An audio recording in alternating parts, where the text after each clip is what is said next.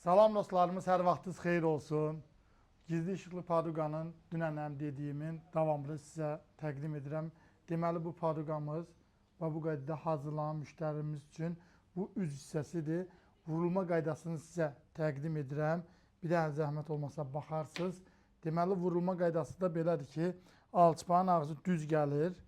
O hissəsinə bax, bu paduqa qoyulur.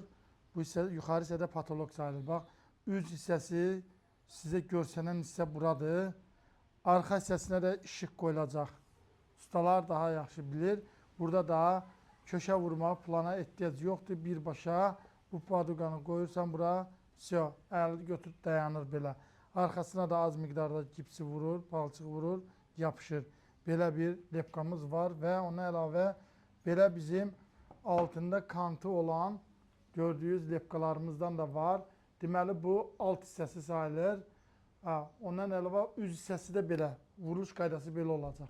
Altının kantı və üz hissəsi də belə. Onun da vurulma qaydası ustalara təqdim edirik. Bax, bu qaydada olur. Bu üzü sayılır, alt hissəsi də belə.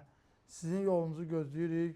Belə möhtəşəm bir lepkalarımız var və yenə də davam edir bizim işlərimiz. Bu paduqa, daraqlar bilirsiniz nədir?